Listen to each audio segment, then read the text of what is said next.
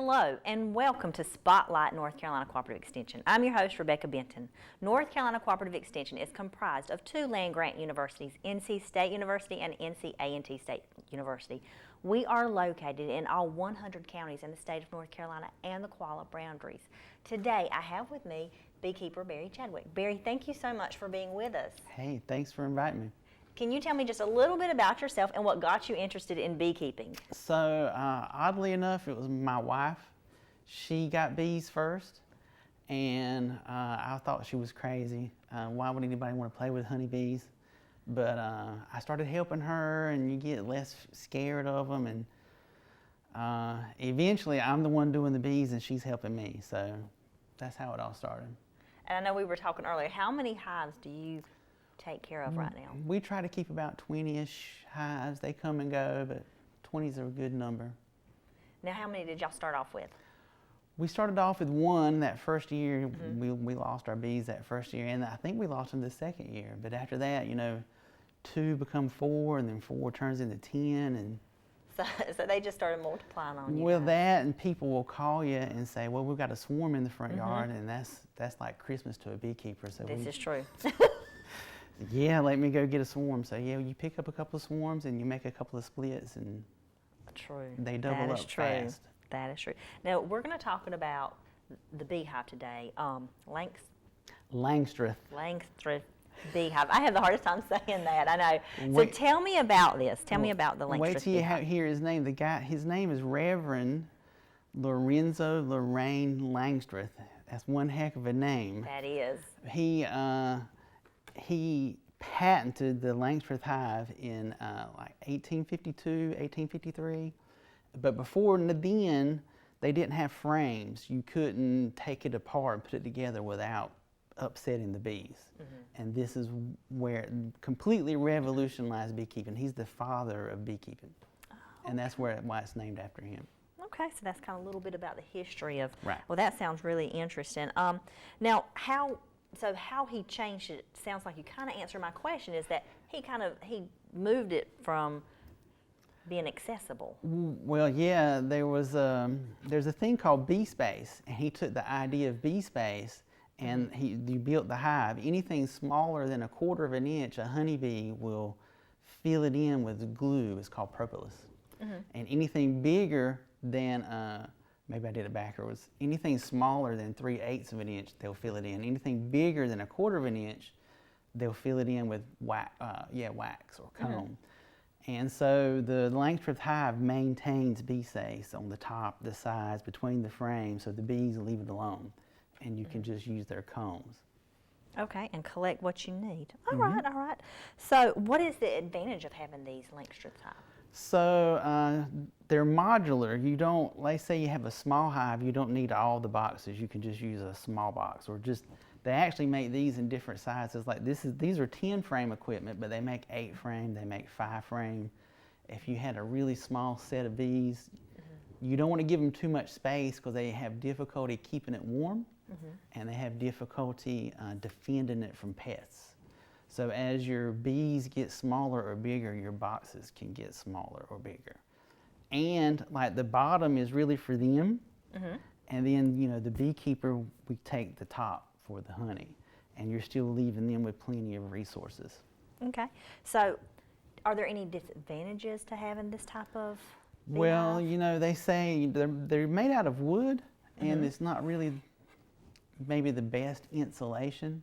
So, you know, they're actually developing hives now that look like styrofoam coolers, like a Yeti cooler.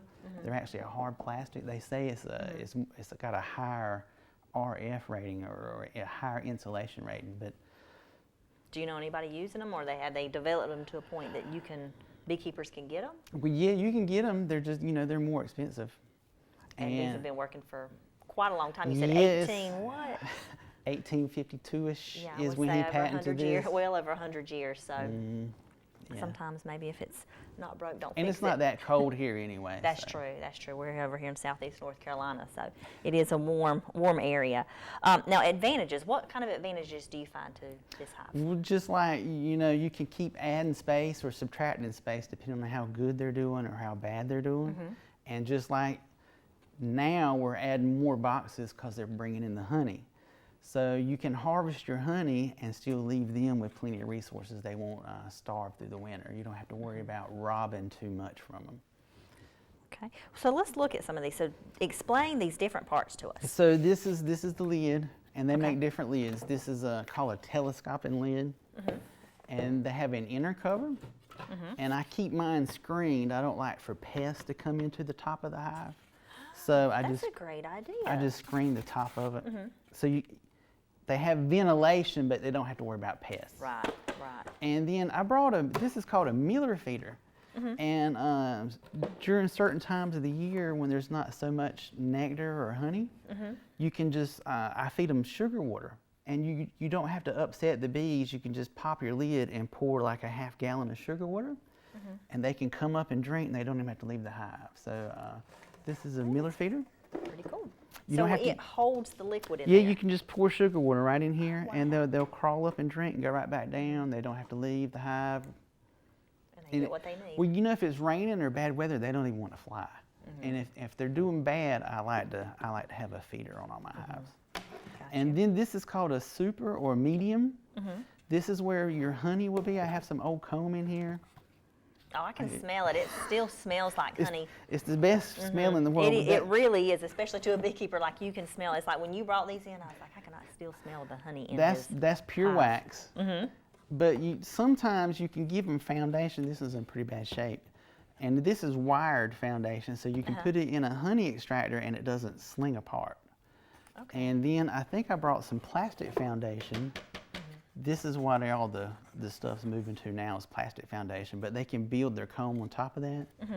And then if it gets old or messed up, you just scrape it off and give it back to them. You don't have to start all back over with new wax. Oh, okay. So I And brought some different frames. Now, do you have different types of in each hive to see how your bees like it or adapt to it? Well, I'm trying to swap out everything to this plastic stuff. So for your preference, you like that a lot better. Yeah, I think it'll last longer. Plus, I've read that every 3 to 5 years you're supposed to replace your wax because it absorbs pesticides and stuff. Over time, it gets worse, so you need to replace it anyway. So with this plastic stuff, you can just scrape the wax off and start back over without having to replace the flame. Well, that was neat. It's also cost effective. And So- I really, really wanted to bring you a hive full of live bees, but it was too cold this morning. So I brought you a box full of bee those are pictures. cute. So Oh my these are goodness. actually pictures of honeybees. I love it. This is my teaching hive. Whenever I go to do like Girl Scouts or Boy Scouts or festivals or fairs, and somebody says, well, what does a queen look like? I have, there's a swarm. I have pictures of queens and drones, and I probably should have picked out mine. There's some larvae. Let's see. You can see the little babies where they lay their babies, and there's some pollen, there's some honey. But without actually having to bring a beehive, this is probably the pretty neat. next closest thing. I have a queen propolis. Now, what is propolis? Propolis is bee glue. They go out, you know, they need honey, they need pollen, they need water, but they use tree sap. There's babies. They use That's tree neat. sap to glue everything down, and it makes it waterproof, and it's antiseptic, antimicrobial. So they put down propolis on everything. It gets real sticky.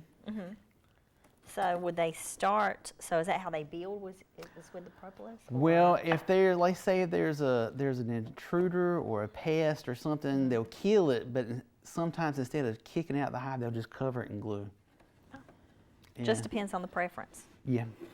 So that is pretty neat. So this looks like the stages of the larvae. That's the Are they called stages. larvae or? Yeah, so Okay. this is an egg. So when the queen comes by, she'll lay an egg. A healthy queen lays about 2,000 eggs a day. And then the egg will hatch into a larva.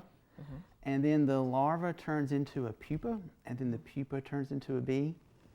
And for a worker bee, you're looking at 21 days from egg to bee. Okay. It's pretty cool. There's some royal jelly. You can look inside and see that's what they feed the babies is royal jelly. Okay. So this area is mostly where your bees stay at, right? Yeah, Or this she is. lays at? Or? You try to keep them in this bottom box as far as their babies and their honey and their brood. Sometimes, if you want them to overwinter, I usually try to keep 2 of these big boxes, and then my box is the 3rd box. Now, this is the propolis you were talking about, Yeah, right? she's actually got some. Is that what's on her legs here? It looks like tree sap hanging off the back of her and it's legs. just sticky substance they use everywhere. There's a picture of a queen. I thought I seen the marking Yeah, they'll mark them so they're easier to find. when you buy them, but if you've split your hive, then you got to have a good eye, right? Especially to go from 1 to 20. Well, yeah, but it's her thorax is much bigger. I want to say booty, but it's her bottom is much It's her bigger. bottom.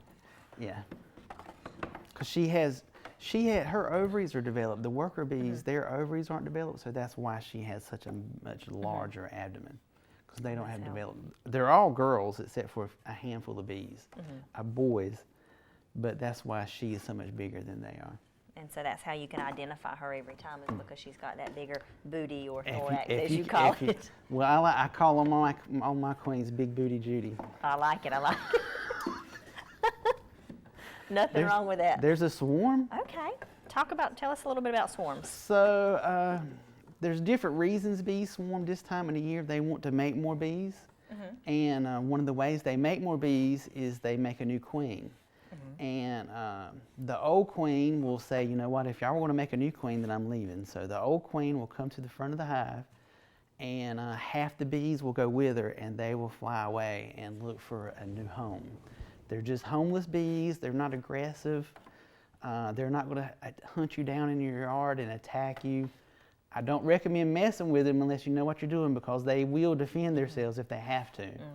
But they're just homeless bees. They probably won't be there very long. Even if you can't find a beekeeper to come help you out, they'll move right along with the weather. The only thing that I would say, they might move into your mailbox. They might move into your shed. They might move into your car bumper. So you really need a beekeeper to come if you have a swarm, because you just don't know what they're going to move into. And is there something, the honeybee, they're not as many, right? They are on the decline. There's a lot of diseases right now.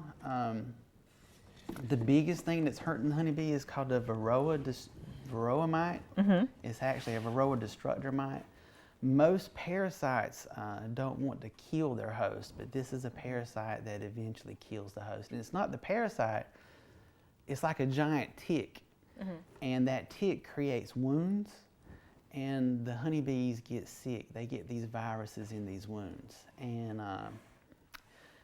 the mite gets inside the larva, and it actually makes the larva sick before they're even born. Oh, wow. So, yeah, so that's something it's a the double beekeepers whammy. have to watch out for. It's a double whammy. Yes. And when, so you have shared a lot of information. I just want to tell you thank you so much for being here with us. Tell me a little bit, if I seen our show today and I'm like, oh, I want to be a part of the Beekeepers Association, how do I do that? Who do I get up with? As far as I know, every county should have a Beekeepers Association. I would probably start on Facebook. Almost all of them have a Facebook page or a Facebook group. We have a group page you can join.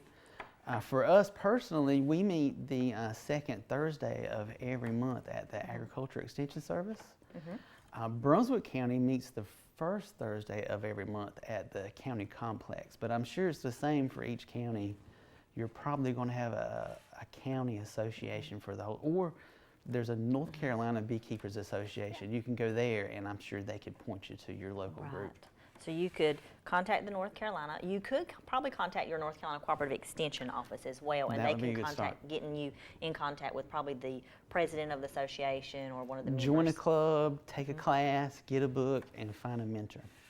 That sounds like some great information.